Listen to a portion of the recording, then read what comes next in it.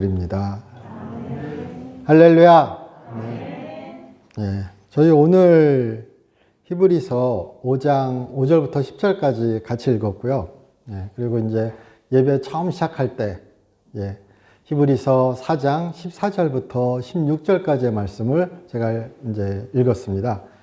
근데 히브리서 그러면은 가장 우리에게 떠오르는 것 중에 한 가지는 예수님은 대제사장이시다. 뭐 이런 얘기를 항상 듣습니다. 저희 교회는 새가족이 지금 예배 드리시는 분에는 잘 없으시니까 대제사장이 뭐야? 굳이 설명할 필요가 없죠. 그런 게 있더라고요. 이렇게 제가 생각을 해봤습니다. 보통 새로 오신 분이, 새로 믿으신 분이 많으시면 또 계시면은 구약의 제사에 대해서, 대제사장에 대해서 쫙 얘기를 해야 되겠죠. 우리가 용어가 그렇잖아요. 제가 이렇게 TV를 보다가 요즘 워낙 케이블 방송이 많으니까 이렇게 막 채널 이렇게 움직이다 보면은 경제 방송 같은 거 나오잖아요. 그러면 뭐라 그러죠? 그나마 부동산은 좀 알아듣겠어요. 근데 뭐 주식이나 아니면 뭐 법이나 이런 거 막 해설하는 방송 나오면은 당최 무슨 얘기를 하는지 거의 못 알아듣겠는 거예요. 용어를 모르니까요. 단어의 뜻을 모르니까 뭐 이렇게 막 그래프가 나와서 막 얘기를 하는데 그 나와서 얘기하시는 분은 되게 전문가일 거 아니에요. 그리고 알아듣기 쉽게 표현할 거 아니에요. 나름. 근데 막상 듣는 제가 기반 지식이 없으니까 거의 세계의 경읽기식으로 무슨 얘기 그냥 그렇지 뭐 이런 식으로 들을 수밖에 없는 거죠. 그래서 저는 그런 생각도 해봅니다. 평소에 그래도 이렇게 성경을 읽으시고 또 그 안에 배경이나 이런 것들을 찾아보시는 시간도 꼭 가지셨으면 좋겠습니다. 저희는 다 신앙의 연륜이 오래되셔서 이제는 용어도 내용도 진짜 많이 익숙해지셨을 것입니다. 그래도 한 번씩 찾아보고 또 한 번씩 되새겨보고 그런 시간이 되어서 설교가 또 그렇게 성경을 읽는 시간이 좀 은혜로운 시간이 되셨으면 좋겠습니다. 대제사장 오늘 그래서 그 얘기보다 제가 저희 지금 그러니까 고난 사순절이잖아요. 사순절인데 이번 주가 사순절 5째 주입니다. 그리고 다음 주 주일이 종료주일입니다. 종료주일은 예수님께서 예루살렘 입성하시는 날이죠. 그걸 우리가 종료주일이라고 얘기합니다. 그리고 그 마지막 그 다음 주일까지 전까지를 고난주간이라고 얘기합니다. 예수님께서 예루살렘에서 일주일간 선포하시고 그렇게 싸우시고 재판받으시고 잡히시고 또 이렇게 죽으시고 그리고 부활하신 부활주일이 이제 4월 첫 주인 거죠. 그러니까 계속 이게 사순절에서 그렇게 고난을 향하여 죽음을 향하여 십자가를 향하여 예수님께서 쭉 가시는 길에 대해서 우리가 얘기하고 있습니다. 그래서 셋째 주, 저번 주에는 우리 고린도전서 이야기하면서요. 고린도전서 1장 18절에서 25절이었던가요? 이야기하면서 예수님께서 제가 강조드렸던 것 중에 한 가지가 예수께서 우리에게 지혜와 거룩함과 의로움과 구원함이 되셨다. 우리는 하나님으로부터 이렇게 선택되어서 예수의 사람이 되었고 예수님은 우리에게 그는 바로 우리의 지혜요 거룩함이요 구원함이요 의로움이다. 이게 고린도전서 1장 30절의 말씀입니다. 그래서 그런 것에 대하여 얘기를 했습니다. 십자가의 지혜와 이런 것들을 얘기하면서 그렇게 십자가에 달리신 예수, 그 예수는 그 고난받으신 예수, 우리를 위하여 죽으신 하나님의 사랑이신 예수에 대하여 우리 이야기했었습니다. 그리고 우리 전주에는 요한복음 3장을 이야기하면서 중생에 대하여 다시 태어남에 대하여 위로부터 태어남에 대하여 이야기하면서 모세가 광야에서 그렇게 불뱀 덕분에 그렇게 징계받았을 때 이스라엘 사람들 하나님을 거역하여서 그가 그렇게 노쇠뱀, 구리로 만든 뱀을 들었던 것처럼 예수도 나도 의인도 인자도 그렇게 들려야 하리라. 이렇게 말씀하시는 장면에 대하여 우리가 얘기를 나눠봤었습니다. 그러니까 그렇게 들리는 것, 십자가에 달리는 것, 이 단어 자체가 십자가에 매달리는 것, 들려야 되는 것, 이런 단어도 의미도 있고, 같은 단어가 우리 성경에서 예수님의 승천에 대하여 쓰이는 단어라고도 말씀을 드렸었습니다. 그리고 오늘 우리가 예배를 시작하면서 히브리서 4장 14절 한번 보겠습니다. 제가 읽어드리겠습니다. 그러므로 우리에게 큰 대제사장이 계시니 승천하시니 곧 하나님의 아들 예수시라 우리가 믿는 도리를 굳게 잡을지어다. 이런 구절로 시작합니다. 히브리서의 기본 배경은 그렇습니다. 아마도 어떤 압박이나 또는 유혹 때문에 예전에 유대교를 믿던 사람은 유대교로 다시 돌아가고자 하는 유혹이 있었던 것 같고요. 또 다른 어떤 사회적인 유혹이나 고난이나 이런 핍박 때문에 어떻게 보면 기독교에서, 그러니까 우리가 말하는 기독교에서 우리 배교한다 그러죠. 믿음을 버리는 것, 믿음을 포기하는 것, 이런 사람들이 많이 생겼던 것 같습니다. 그래서 히브리서에서는 그것에 대하여 상당히 강조합니다. 포기하지 마라. 포기하지 말고 예수는 히브리서 2장 9절에는 2장 10절입니다. 2장 10절에는 그는 구원의 창시자다. 이렇게 얘기합니다. 그러니까 히브리서에서 쭉 예수님은 모세보다 대단하신 분이고 천사보다 대단하고 여호수아는 비교도 안 되고 막 얘기를 1장부터 쭉 3장, 4장까지 쭉 얘기를 합니다. 그리고 이 대제사장 얘기를 하지만 그 기본에 달려있는 것은 다른 것이 아니라 포기하지 말아라예요. 믿음을 버리지 말아라. 그러니까 죄 짓지 말아라 이것보다 오히려 더 큰 단위로 믿음을 버리고 믿음을 포기하고 예전으로 돌아가는 거예요. 믿지 않게 되는 거예요. 그것에 대한 강한 어떤 염려와 경고와 안타까움과 이런 것들이 담겨 있는 것이 히브리서입니다.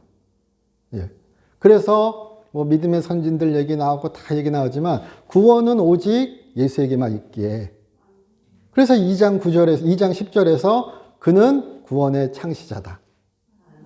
그리고 유명한 12장 3절, 4절, 믿음의 주여 온전케 하시는 이인 예수를 바라보라. 믿음의 주 이렇게 되지만 믿음의 창시자도 됩니다. 그러니까 그는 구원의 창시자요, 그는 믿음의 창시자요, 온전케 하시는 이입니다. 그러니까 우리가 저번 주부터 저저번 주부터 해가지고 하면은 예수는 우리의 지혜요, 예수는 우리의 의로움이요, 예수는 우리의 거룩함이요, 예수는 우리의 구원함이요. 또 우리 전주에 딱 와가지고 십자가에 달린 그리스도는 하나님의 사랑하시며,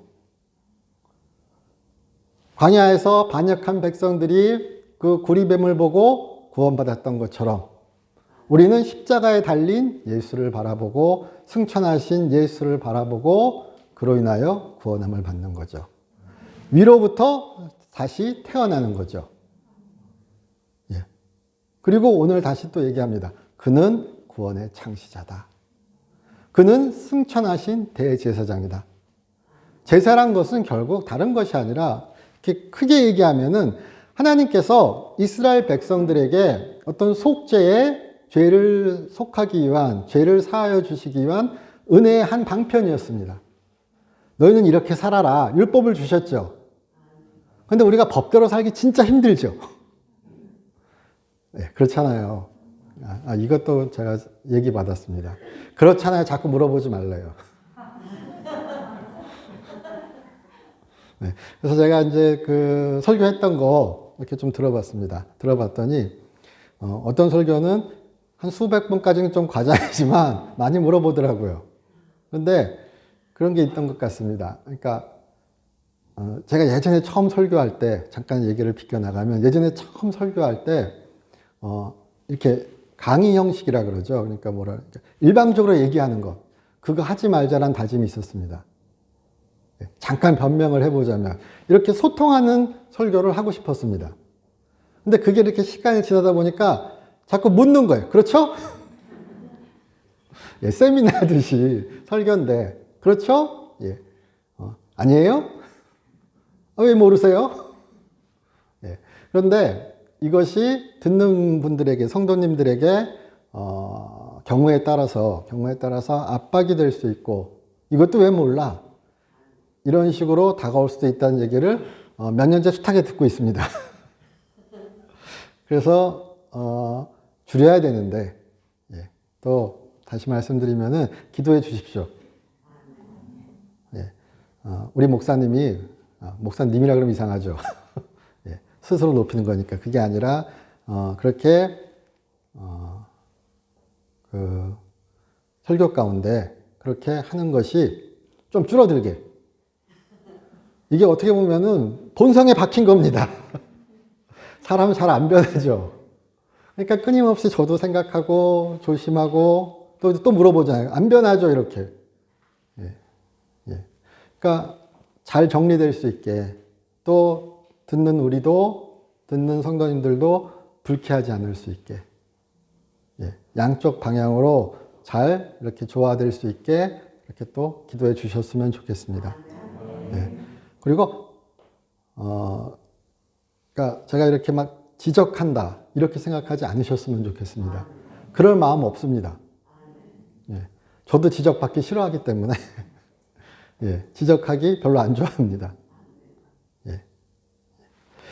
뭔 얘기하다가 갑자기 저희 오늘 그렇게 대제사장 승천하신 예수에 대해서 이야기하면서요.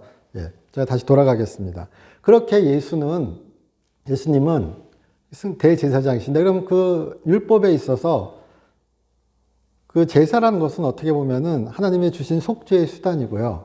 그렇게 너희가 제사를 드리면, 그러면은 내가 그 죄를 속죄, 용서해 주겠다. 내가 은혜를 베풀겠다. 이런 약속인 것이죠. 예. 율법에는 이렇게 지켜서 살아야 돼 있지만, 보통 종교가 어떻게 보면 완벽해지기 위해서는 지켜야 되는 규칙이 있고, 또한 그 죄에 대한 처리의 방법이 있어야 되죠. 그냥 죄 지면 지옥 가 이러면 끝나요? 아니죠. 숱하게 죄 가운데 살잖아요. 죄 가운데 삽니다. 예, 우리는 그러니까 죄가 문제가 아니라 우리가 죄인이라서 문제라고 우리가 얘기합니다.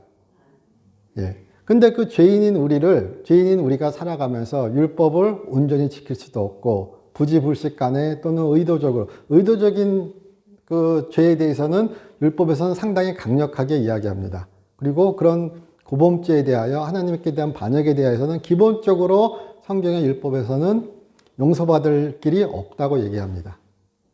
그런데 구약에서 대속죄일이라고 있습니다. 1년에 한 번. 1년에 한 번 대속죄일에는 대제사장이 그렇게 성막에 그 성전에 속죄소로 들어가면서 그 대속죄일 단 하루에는 모든 죄가 용서받는 날입니다. 평소에는 일반 그 속죄나 속건제나 번제나 여러 가지 소제든 어떠한 다양한 그런 제사 제도를 통하여 많은 죄들이 용서받을 수 있습니다. 이렇게 약속해 주셨습니다. 그런데 하나님께 대한 반역죄는 하나님께서 특별하게 용서해 주지 않는다면은 용서받을 수가 없는 거예요. 율법상에서. 그런데 대속죄일에는 모든 죄를 용서해 주겠다고 약속하신 거죠. 그래서 그때 유일하게 인간 대제사장, 하나님께서 선택하신 그 혈통으로 내려온 대제사장이 이렇게 속죄소에 들어가서 제사를 드림으로, 또 그렇게 아사셀의 염소라고 얘기하는 그 염소를 광야에 보냄으로 모든 죄를 거기에 전가시키고, 예, 그렇게 온 이스라엘의 죄를 속하는 날이 바로 대속죄일 1년에 단 하루 있었습니다. 그런데 그 대제사장의 역할이, 예수께서 그런 대제사장의 역할을 하셨다는 거예요. 그때는 1년에 단 한 번이었지만 예수님은 하나님의 아들이시기에, 사람이자 하나님의 아들, 하나님이시기에 그것은 하루로 끝나는 것이 아니라 더 이상의 제사가 필요 없다. 예, 모든 죄는 그의 제사로 끝났다. 예, 이게 히브리서의 대제사장의 얘기입니다. 얘기 안 한다고 그러고 해버렸네요.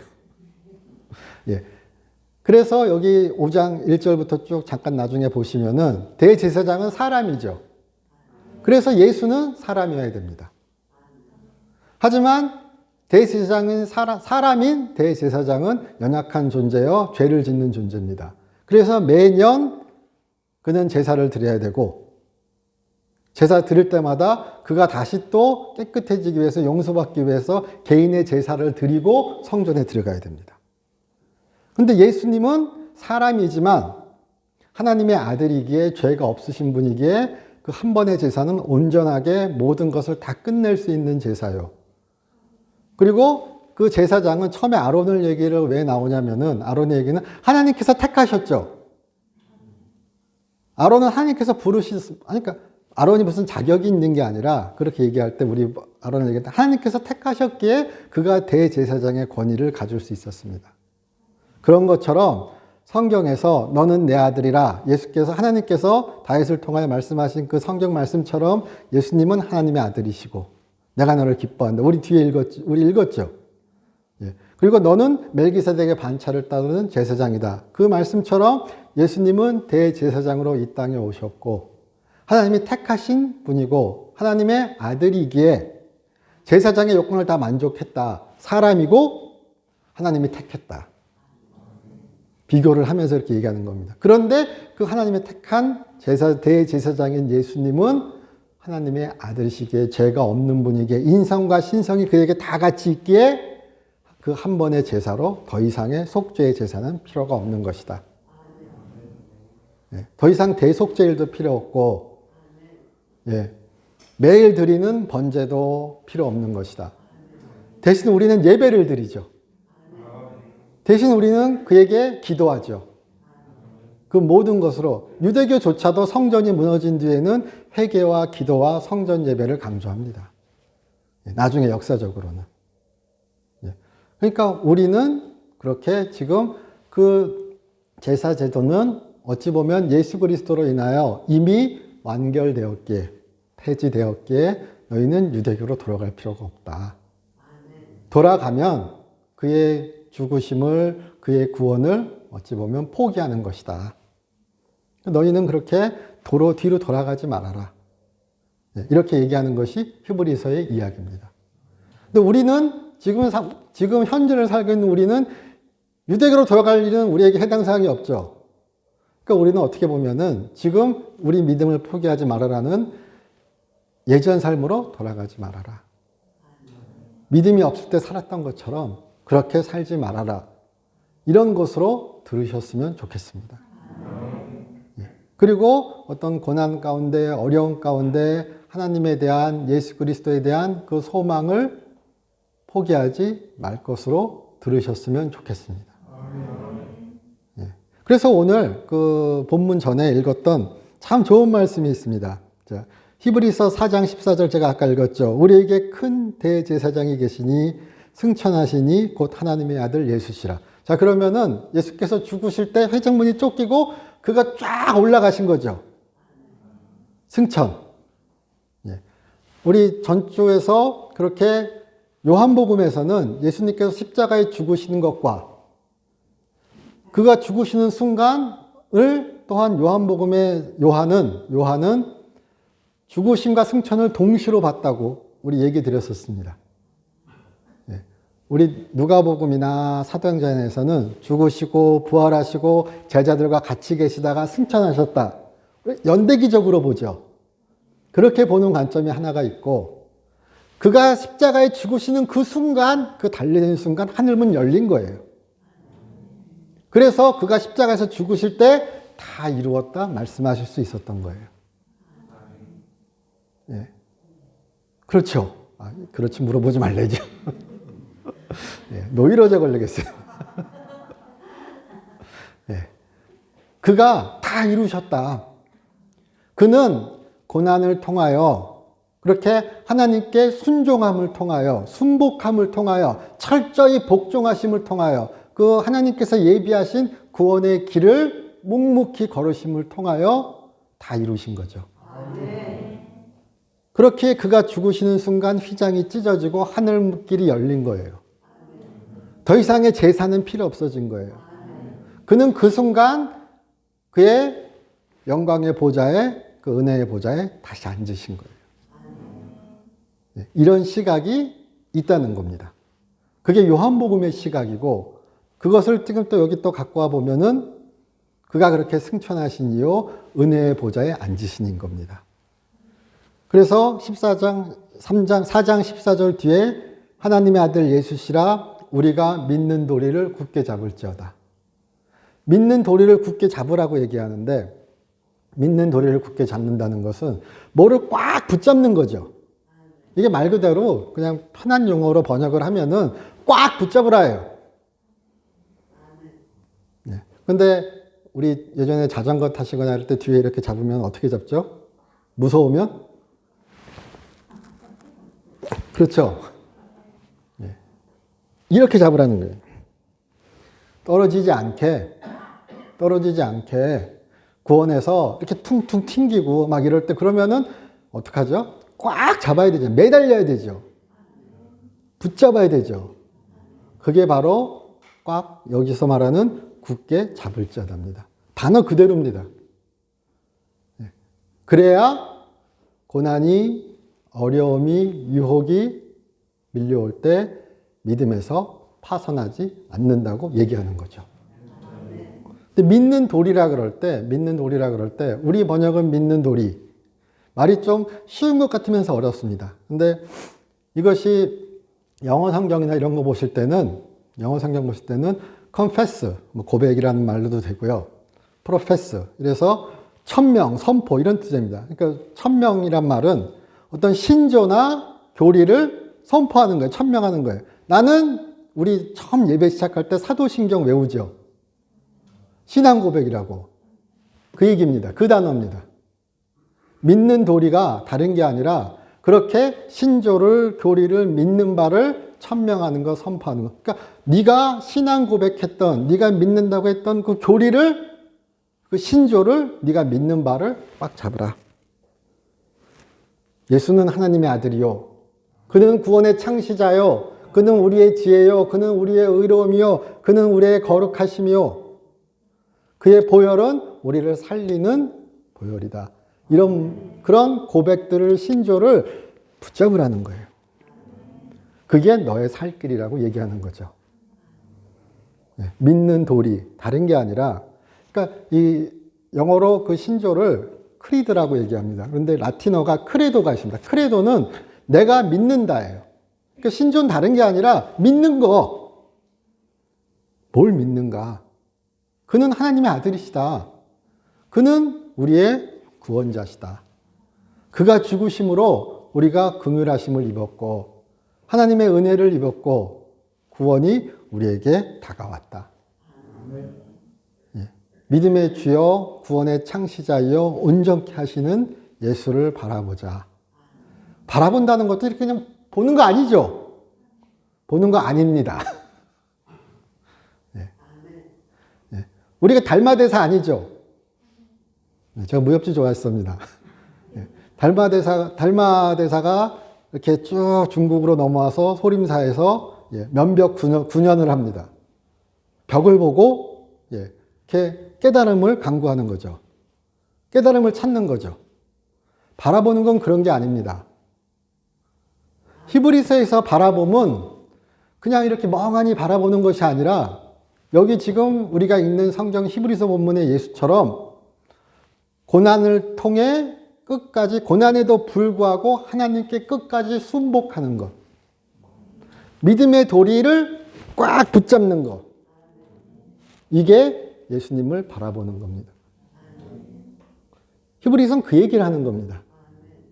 아, 우리가 묵상을 통해서 그렇게 예수님을 생각하고 이런 것도 포함될 수 있겠지만 더 강하게 이야기하는 것은 너의 삶 가운데, 너의 신앙 가운데 그 믿음을 포기하지 말아라.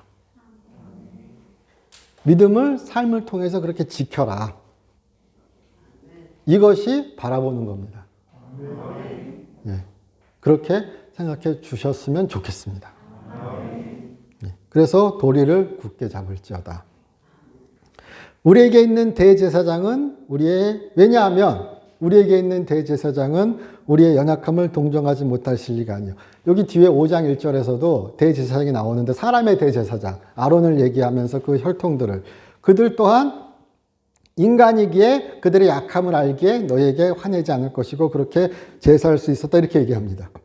또 사람이신 예수 또한 그가 그렇게 시험 받으시고 육체의 연약함을 가지셨기 때문에 우리의 어떻게 보면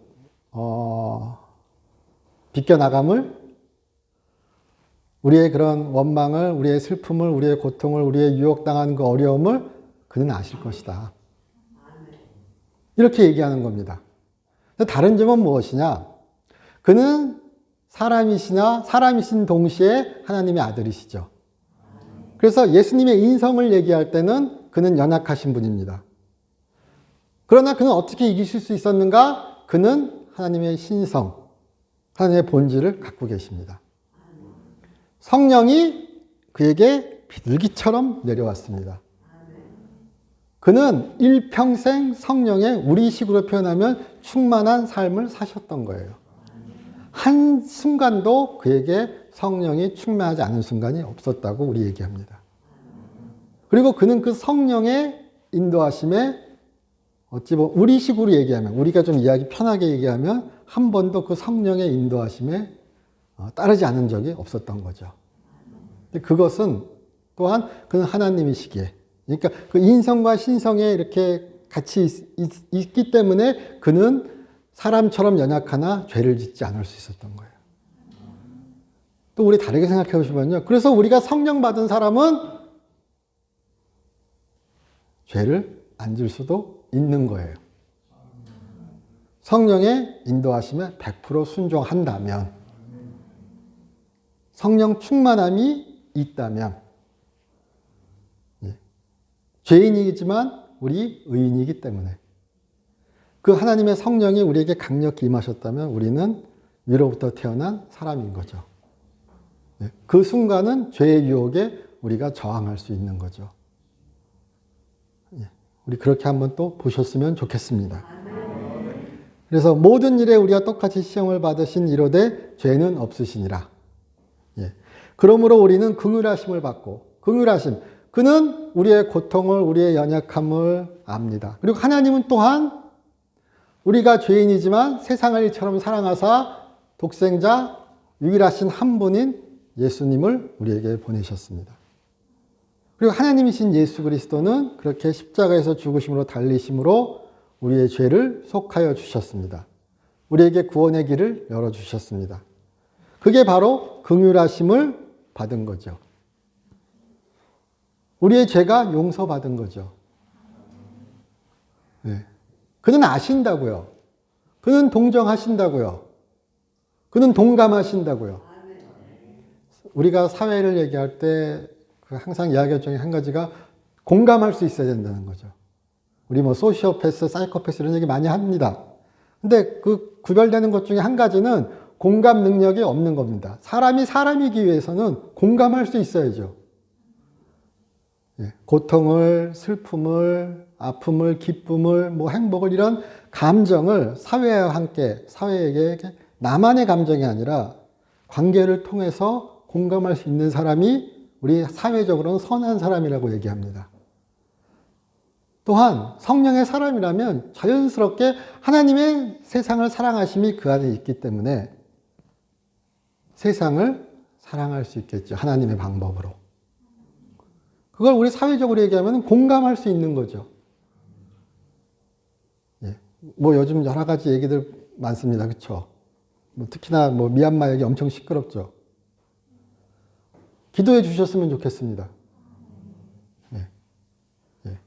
그래서 진짜 선한 일이 이루어질 수 있도록 기도해 주시고 또 응원의 길을 남겨주시고 그런 것도 우리 할 수 있었으면 좋겠습니다. 제가 보통 정치적인 이야기 안 합니다. 근데 거긴 너무 하거든요. 그렇게 기도하고 응원해 주셨으면 좋겠습니다.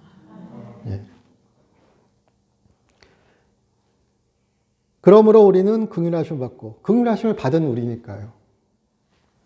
때에 따라 돕는 은혜를 얻기 위하여. 이 말도 참 우리 좋아하는 말씀입니다.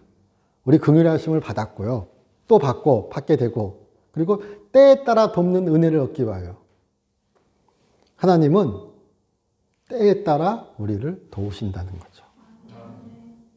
그래서 때에 따라 돕는 은혜를 받기 위해서 어떻게 하라고요? 나가래요. 은혜의 보좌 앞으로. 이름도 멋있지 않으세요? 은혜의 보좌. 보좌가 영광의 보좌. 이런 하나님의 보좌. 이런 용어도 있을 텐데, 제가 이렇게 생각해 보니까 은혜의 보좌예요. 은혜를 주시는 자리죠. 하나님의 영광이 머무는 자리. 이렇게 써도 되는데, 죄가 속해지는 자리. 이렇게 써도 되는데, 좀 제가 과장돼서 얘기하면은, 은혜의 보좌, 은혜를 주시는 자리로 나가래요. 그는 긍휼하심을 우리에게 주셨고, 너희는 받았고, 너희 지금 어려운 가운데 그렇게 유혹에 끊임없이 고민하는 가운데 그렇게 어떻게 보면 난파의 파선의 순간에 취했을 가운데 너희 다른 거 하는 것이 아니라 나는 이랬으면 좋겠다. 은혜 주시는 하나님께 나가라. 그는 은혜의 보좌에서 앉으셔서 예수께서 그 은혜의 보좌 옆에 우편에 앉으셔서 우리를 위하여 간구하시기 때문에 많이 들어보신 얘기입니다. 히브리서에도 나오는 이야기고요. 제가 히브리서 할 때 그런 얘기 했습니다. 아빠 나 여기 찔렸어. 나 이렇게 피 흘렸어. 나를 보시고 이들을 용서해 주시옵소서. 이들의 기도를 들어주시옵소서. 그가 우리를 위하여 간구하신다. 이렇게 얘기하죠. 그는 끊임없이 그 영광의 보좌, 그 은혜의 보좌, 그 우편에 앉으셔서 우리를 위하여 간구하십니다. 그리고 하나님은 때에 따라, 때를 따라 우리에게 은혜를 주십니다. 그러므로 우리들은, 여기 히브리서 기자는 그렇게 얘기하는 겁니다. 그러므로 담대히 나가라. 은혜의 보좌 앞으로 나가라는 보통 성경에서 기도하라는 걸로 이해됩니다. 가장 기본적인 심상으로서 은혜의 보좌 앞으로 나가기 위해서 우리는 기도해야 되겠죠. 근데 그 기도는 다른 것이 아니라 그는 긍휼하신 분이요, 때를 따라 은혜를 주시는 분이요, 예수께서 우리의 구원의 창시자요, 믿음의 주여, 온전케 하시는 이요, 거룩하며 의로우며 지혜이신 예수께서 하나님 우편에 앉아 계셔서 우리를 위하여 간구하고 계시기에 우리는 확신을 갖고 소망을 갖고 그에게 기도할 수 있는 겁니다. 그리고 그 기도는 어떤 기도냐? 은혜의 보좌 앞으로 담대히 나가는 것인 겁니다.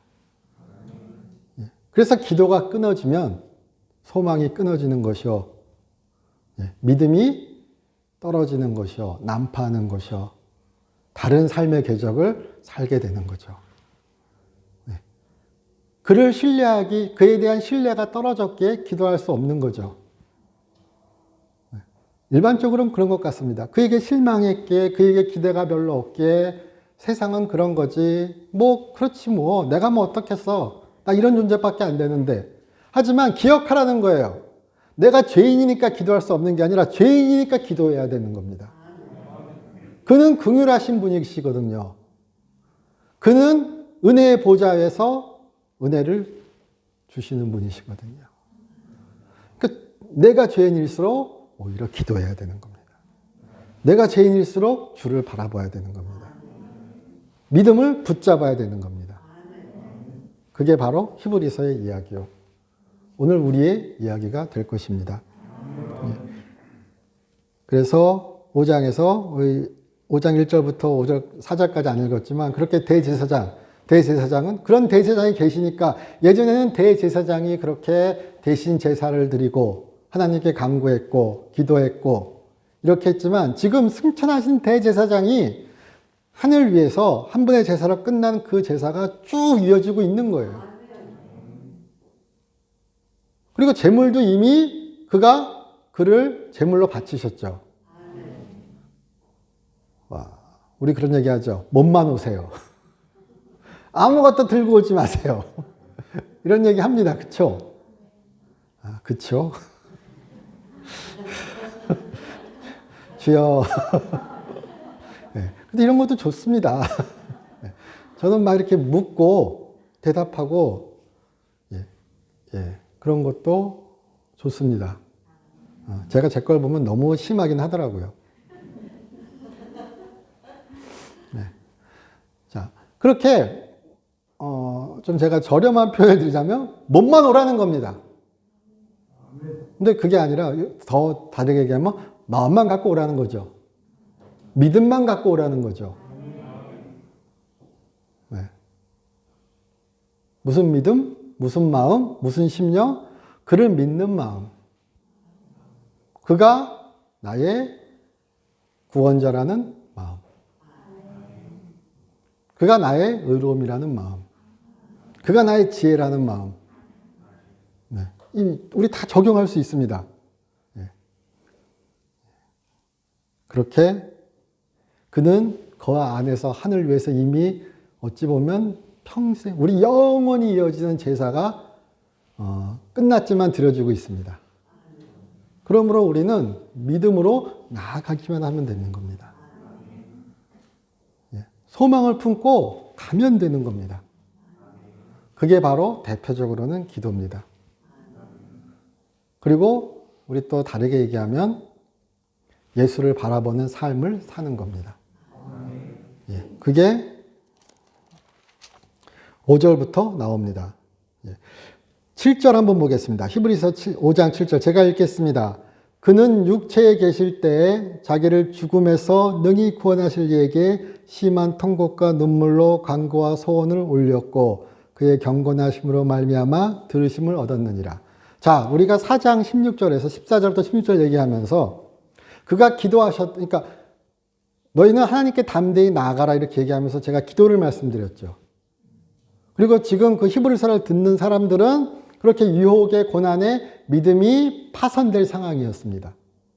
그 상황에서 자, 예수님은 너희들이 그 구원의 창시자요 믿음의 주요 온전케 하시는 이로 믿었던 그 예수님은 그 육체로 계실 때에 십자가에 달리시기 전에 우리 보통은 여기서 겟세마네 동산의 기도를 얘기합니다. 마태복음 26장 20절 후반부에 나옵니다. 나의 원대로 마옵시고 아버지의 원대로 하시옵소서.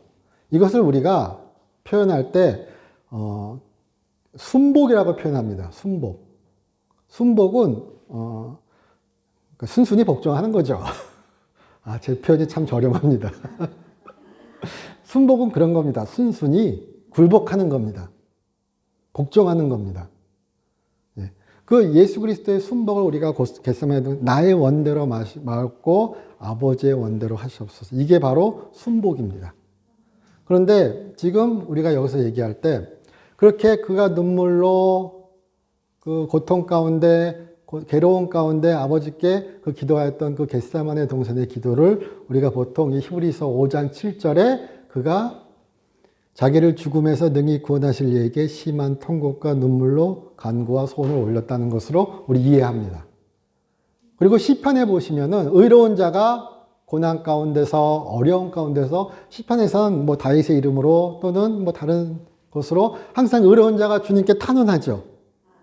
의인, 왜 저를 이 고난에서 구해 주시옵소서, 건져 주시옵소서, 보호해 주시옵소서. 시편에는 허다한 탄원의 구원의 시가들이 나옵니다. 그런 것처럼 그렇게 예수 그리스도는 또 시편은 그렇게 고난 갖는 가운데 하나님께 기도하라고 말하신다. 그리고 예수님도 그렇게 기도하셨다. 그러니까 너희들도 그 고난 가운데서 뭐 하라고요? 기도하라고요. 눈물과 예수님도 눈물을 흘리시고 기도하셨던 것처럼 다윗도 다른 고난받는 의인도 그렇게 눈물과 통곡과 간구와 소원을 가지고 기도하셨던 것처럼 지금 우리들도 그에게 기도하셔야 되는 거죠. 소망을 두고 소원을 품고 그에게 간구하셔야 되는 거죠. 그렇게 간구했습니다. 왜? 예수 그리스도는 우리 인간적인 인성의 의미로 얘기하면 그가 그를 살리실 것을 믿은 거예요. 그가 그를 구해 주실 것을 믿은 거예요. 뭐라고 나오냐? 자기를 죽음에서 능히 구원하실 이에게. 물론 시편의 기도 탄원에서 그렇죠. 나를 병에서 나를 죽음에서 나를 이 고통에서 구해 주실 이는 오직 여호와 한 분밖에 안 계시기에 시인은 하나님께 탄원하죠. 믿기에 탄원하는 겁니다. 그런 것처럼 예수님 또한 하나님께서 하나님이 그 그를 구해주실 것을 믿기에 기도했던 겁니다. 그런데 나의 뜻대로가 아니라 당신의 뜻대로 하시옵소서. 이게 순복입니다. 예. 그래서 십자가에서 바로 내리신 게 아니라 죽은 다음에 일으키셨죠. 들으신 거예요. 그의 기도를. 십자가에 딱 달리셨는데 예수님 얘기한 것처럼 1만 천사가 막 와가지고 그냥 막 하늘이 열리고 뭐 그냥 하늘의 천사들이 쫙 내려와가지고 이 자식들 감히 내 아들을 이런 게 아니라 그가 십자가에서 죽으시고 그를 살리신 거죠. 하나님의 방법으로. 예. 잡히지 않게 하실 수도 있었죠. 어찌 보면 여러 가지 방법이 많을 수 있었습니다. 그러나 하나님은 하나님의 방법으로 구원을 이루신 거죠. 그리고 그 기도를 들어주신 거죠. 그 얘기하는 겁니다. 나의 원대로 마옵시고 아버지의 뜻대로 하시옵소서. 하나님은 그 기도를 들으셔 주셨다고요. 그러니까 우리 또한 그렇게 기도하면 하나님의 방법으로, 하나님께서 모든 것을 선하게 이루시는 방법으로, 로마서 8장 28절의 이야기처럼 하나님께서 그 기도를 들으실 것이라고요. 그런데 그의 경건하심으로 말미암아 들으심을 얻었나. 이걸 주의해야 됩니다. 그의 경건하심으로 말미암아 들으신 거죠. 자판기 아니죠, 하나님은. 동전 툭 넣으면은 음료수 나오는 자판기가 아닌 거죠. 우리가 기도를 그런 것으로 오용하면 안 됩니다라고 항상 배웁니다. 하나님은 하나님께 기도하는 것은 우리가 기도 딱 올리면은 이렇게 싹 준비하고 있다가 자, 그래. 1번 타자 기도했으니까 1번 선물. 예. 우리가 그 자판기 동전 넣을 때 그러죠. 살 물건 정하고 돈 딱 넣으면은 물건이 나오죠. 이게 기도는 아닙니다. 나의 뜻대로가 아니라 아버지의 뜻대로 하시옵소서. 그리고 들으심을 받는 기도는 어떤 자의 기도인가? 그의 경건하심으로 말미암아. 예수 그리스도는 예수님조차도 그의 경건하심으로 말미암아 들으심을 얻었다고요. 여기 그의 경건하심이라고 나오는데 율라베이라고 나옵니다. 율라베이는 우리가 보통 디모데전서나 후서에서 경건이라는 얘기 많이 나옵니다. 근데 거기 경건은 유세비합니다. 단어가 다릅니다. 여기에 경건이란 말로도 번역되지만 아까 제가 순복 그랬죠. 그 순복이란 우리말로 더 번역되는 단어입니다. 경건한 순복, 경건한 복종. 경건은 다른 게 아니라 하나님을 두려워하는 겁니다. 하나님을 경외하는 겁니다. 하나님을 경외하기에 그에게 복종하는 겁니다. 그에게 굴복하는 겁니다. 그게 바로 여기 말하는 율라베이아. 우리말로 번역한 것은 경건하심으로, 또는 영어 성경에서는 경건한 순복, 이렇게 얘기합니다. 경건한 순종, 경외하는 순종. 그래서 우리에게도 그런 것이 있었으면 좋겠습니다. 그가 아들이시면서도 받으신 고난으로 순종함을 배웠어. 또 나오죠. 그래서 여기 순종은 또한 우리가 보통 말하는 순종이란 헬라어 단어와 다릅니다. 이 순종 또한 순복을 얘기합니다. 굴복, 복종. 그냥 하나님께 팍 엎드리는 거 있죠. 예수도 그렇게 하셨다고요. 우리도 그렇게 하자. 이 뉘앙스를 좀 잡으셨으면 좋겠습니다. 예수님도 그렇게 하셨는데 너는 왜 그렇게 못해? 이 자식들, 이게 아니라 하늘에 계신 하나님의 아들이신 그 승천하신 예수님조차도 하나님께 굴복하셨습니다. 그의 아버지께 순종하셨습니다. 여러분들도 포기하지 않으시고 포기하지 마시고 하나님께 순종함으로, 예수께 순종함으로 완고해지지 마시고 3장 4장에 그 얘기 나옵니다. 그 말씀을 들을 때 하나님께 굴복하셨으면 좋겠습니다. 그래서 순정함을 배워서 이렇게 나오는데 예수님께서 순정함을 배우신 건 아니죠.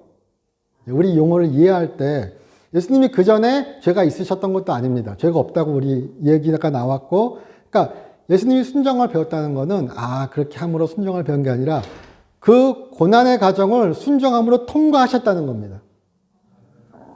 우리 그런 얘기하죠. 학교 졸업했다.